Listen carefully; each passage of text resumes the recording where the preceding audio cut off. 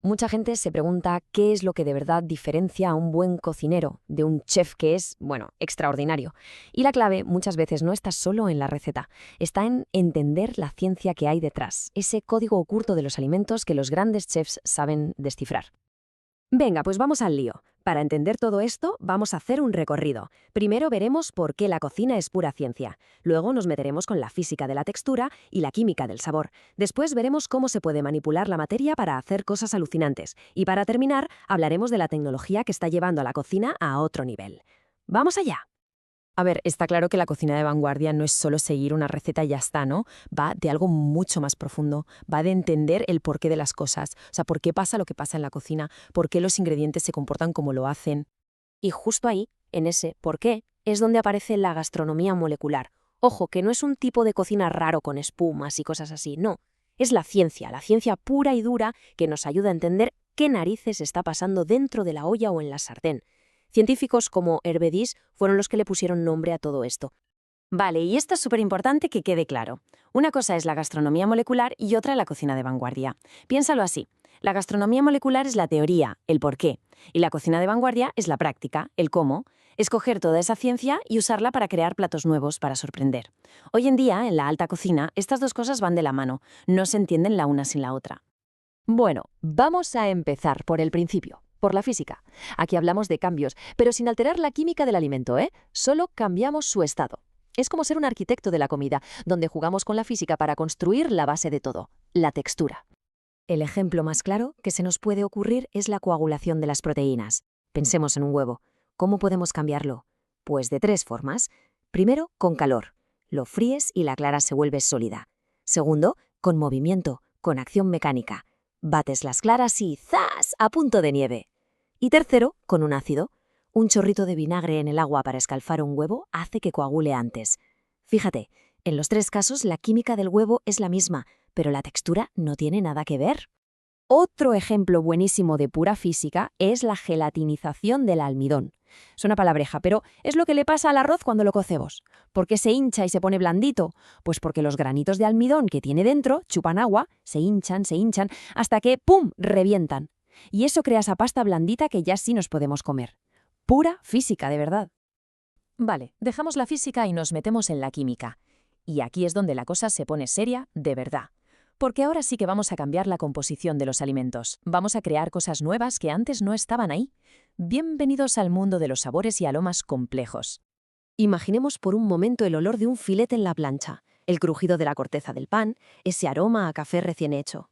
¿Qué tienen en común todas estas maravillas?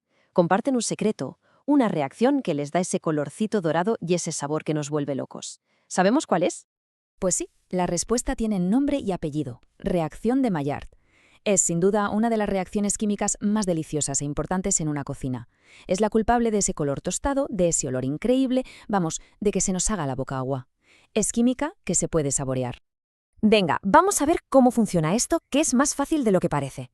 Imagina que tienes dos ingredientes, un azúcar de un tipo especial, llamado reductor, y una proteína. Cuando los juntas y les das calor, pero un calor concreto, entre 140 y 165 grados más o menos, empieza la fiesta. Se produce una reacción en cadena que crea cientos de moléculas nuevas que antes no existían.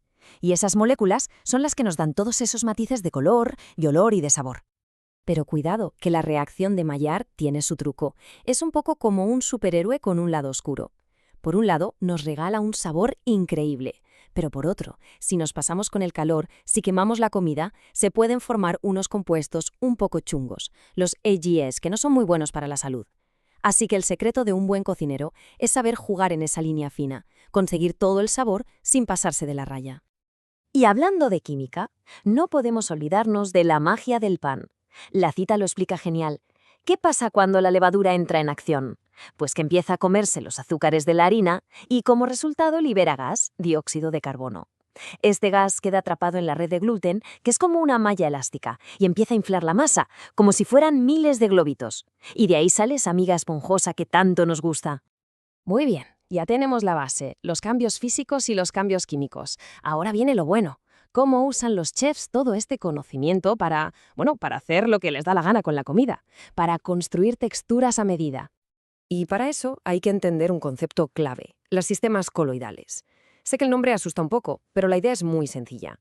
Imagina una mezcla con dos partes, una sustancia que se esparce, la fase dispersa, y otra que la contiene, la fase continua. Ya está. Quien domina esto, domina las texturas en la cocina. Es así de simple y de potente. Mirad, esta tabla es el mapa del tesoro de las texturas. Tenemos tres tipos básicos. Si mezclas un líquido dentro de otro líquido, tienes una emulsión. El ejemplo perfecto, la mayonesa.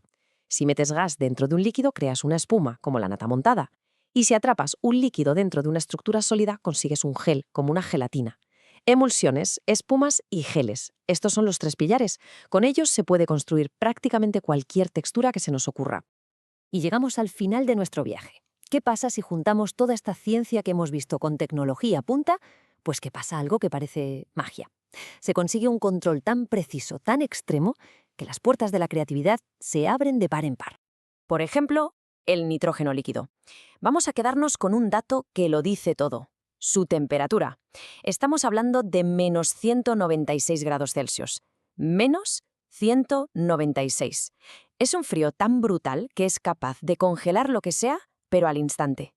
Claro, al oír esto a todo el mundo le viene a la cabeza el humo, las películas de ciencia ficción, y la pregunta es inevitable. ¿Es esto un cacharro peligroso y ya está, un simple espectáculo? ¿O es de verdad una herramienta útil para un cocinero? Vamos a desmontar los mitos, que es importante. Primero, el nitrógeno no es tóxico, de hecho el 78% del aire que estamos respirando ahora mismo es nitrógeno. Segundo, ¿es peligroso?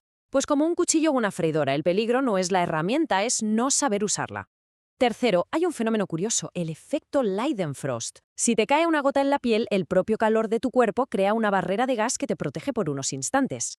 Y cuarto, y esto es la regla de oro, lo más importante, nunca jamás hay que guardarlo en un recipiente cerrado. ¿Por qué?